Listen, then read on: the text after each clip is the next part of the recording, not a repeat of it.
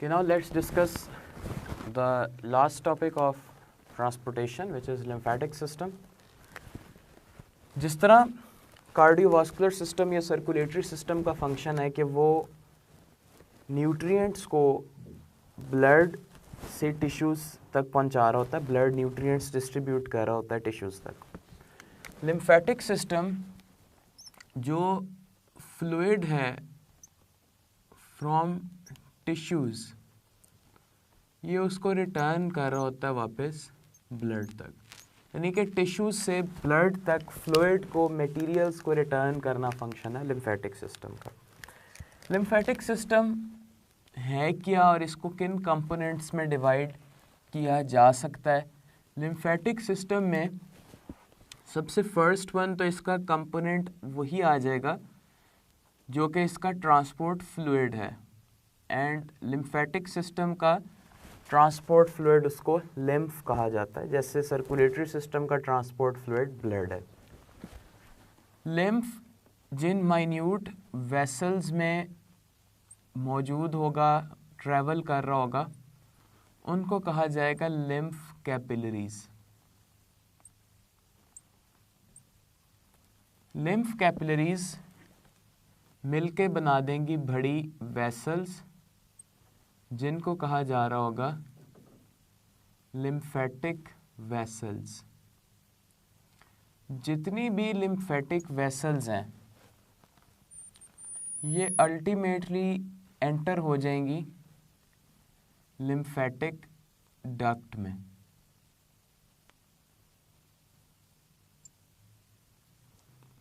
And there are 2 lymphatic ducts.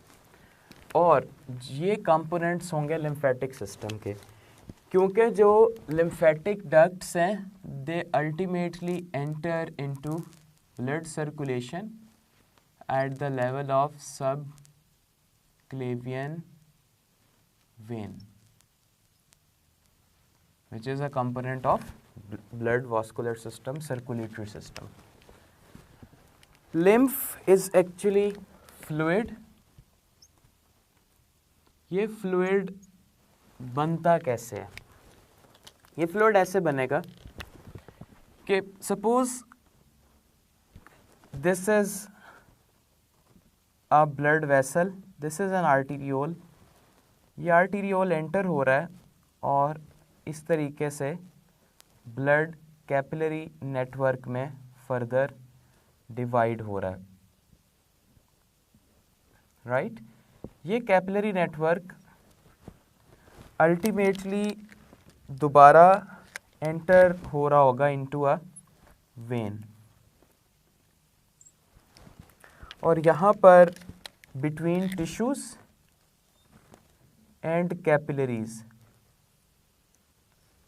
Exchange of materials हो रहा होगा। And suppose these are the peripheral tissues of body, जहाँ पर blood और टिश्यूज के लेवल पे एक्सचेंज हो रहा है। These are the tissues, this is capillary level, this is arteriole, this is a venule. अब जब एक्सचेंज ऑफ मटेरियल्स होगा तो ब्लड में से कुछ फ्लूइड बाहर निकल जाएगा। ये जो फ्लूइड ब्लड से बाहर निकल जाता है और ब्लड और टिश्यूज़ के दरमियान में मौजूद होता है, इस फ्लूइड को कहा जाता है इंटरस्टिशियल फ्लूइड, और ये एक्स्ट्रा सेलुलर फ्लूइड का हिस्सा है। It is interstitial fluid. इस इंटरस्टिशियल फ्लूइड, इसकी बहुत ज़्यादा इंपॉर्टेंस है। इस इंटरस्टिशियल फ्लूइड को ब्लड में वापस भी एब्जॉर्ब होना चाहिए, क्योंकि almost 3 litres more fluid it leaves blood then it is reabsorbed। तो इसको वापस भी ब्लड सर्कुलेशन तक पहुंचाना है। इस फ्लूइड को ब्लड सर्कुलेशन तक पहुंचाने के लिए यहाँ पर ब्लाइंड एंडेड कैपिलरीज हैं, जो कि मिलके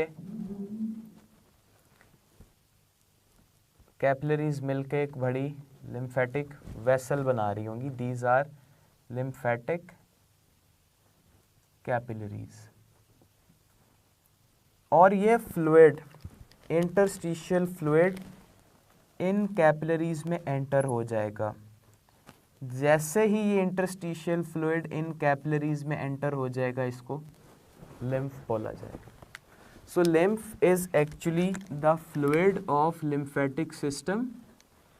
इसकी फॉर्मेशन कहाँ से हो रही होती है? It is formed from interstitial fluid. और इंटरस्टिशियल फ्लूइड जब ब्लड कैपिलरीज में से, जो कि मटेरियल्स के बाहर निकलने की वजह से बना है, जैसे ही वो लिम्फ कैपिलरीज में एंटर हो जाएगा, उसको लिम्फ कहा जाएगा। लिम्फेटिक फ्लूइड जब इन लिम्फ कैपिलरीज में एंटर हो जाता है, जिसको हम लिम्फ कह रहे हैं, लिम्फ कैपिलरीज क्या है? लिम्फ कैपिलरीज की ख़ास बात ये है कि एक तो ये unlike blood capillaries, they are blind ended, they have more intercellular spaces,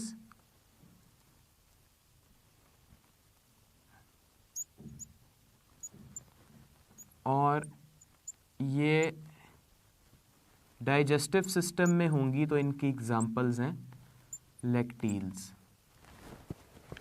और ये लैक्टील एब्जॉर्ब कर रही होती हैं from digestive system, gastrointestinal tract. इसलिए आफ्टर, और ये लैक्टील्स डाइजेस्टिव सिस्टम में इन्वॉल्व होती हैं एब्जॉर्प्शन ऑफ फैट्स। इसलिए हम कहते हैं कि एक फैटी मील के बाद fat globules they can constitute up to 1% of lymph after a fatty meal. All right, so lymph vessels मिलके बड़ी lymph vessels बन रही होंगी। एक्चुअली स्मॉलर वेसल्स है जिनको lymph capillaries कहेंगे, और lymph vessels मिलके या जो ड्रेन हो रही होंगी into lymphatic ducts. Lymphatic vessels, they are formed from lymphatic capillaries. Lymphatic vessels जो कि capillaries से बनती हैं, ये लिम्फेटिक वेसल्स इस तरीके से कुछ स्ट्रक्चर्स में एंटर हो रही होती हैं और फिर उधर से बाहर भी निकल रही होती हैं। ये जो स्ट्रक्चर हैं, they are made up of connective tissues, और इनको कहा जाता है lymph nodes. They are also part of lymphatic system. और लिम्फ नोड्स में सेवरल एफरेंट लिम्फेटिक वेसल्स आ रही होंगी और एक single efferent lymphatic vessel drain कर रही होगी। लिम्फ नोड्स क्या कर रहे होते हैं? लिम्फ नोड्स दे फिल्टर लिम्फ, बिल्कुल उसी पैटर्न से जिससे स्प्लीन ब्लड को फिल्टर कर रही होती है। और लिम्फ नोड्स में ऐसी क्या चीज़ है जो कि लिम्फ को फिल्टर कर रही है? तो lymph nodes have the presence of lymphocytes and phagocytes। यहाँ पर lymphocytes बन भी रहे होते हैं, जैसे कि हमने ब्लड के टॉपिक में भी ये बात डिस्कस की थी कि वाइट ब्लड सेल्स में जो lymphocytes हैं वो भी यहाँ पर फॉर्म हो रहे होंगे। इसी तरह lymph nodes की तरह स्लाइटली लार्जर lymphatic masses भी हैं। So lymph nodes are relatively small, lymphoid masses they are relatively large. lymph nodes कहाँ बॉडी में मौजूद हैं? तो ये 3 मेजर लोकेशंस पे हैं, neck region, axilla and groin region. lymphoid masses larger हैं। lymphoid masses में जैसे कि हमारे पास स्प्लीन है, right, we have thymus, tonsils, adenoids, they are examples of lymphoid masses. lymphoid masses में भी lymph vessels enter हो रही होंगी। Anyway, this particular sequence that is for lymph nodes के several afferent जा रही होंगी और single efferent vessel यहाँ से बाहर निकल रही होगी। लिम्फ वेसल्स मिलकर बना देती हैं लिम्फेटिक डक्ट्स, और इनमें से जो मेन लिम्फेटिक डक्ट है उसको थोरैसिक लिम्फेटिक डक्ट कहा जाता है। The second one is this thoracic lymphatic duct is actually left lymphatic duct. जो सेकेंड डक्ट है that is right lymphatic duct.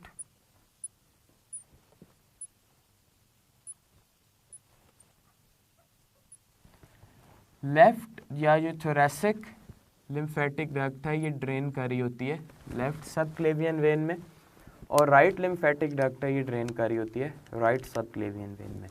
So this is actually the structure of lymphatic system, और इसके साथ साथ हमने इसके functions भी डिस्कस किए। फॉर एग्ज़ाम्पल ये lymphatic system है, इसमें lymphocytes हैं, और lymphocytes they phagocytes and lymphocytes they actually provide immunity.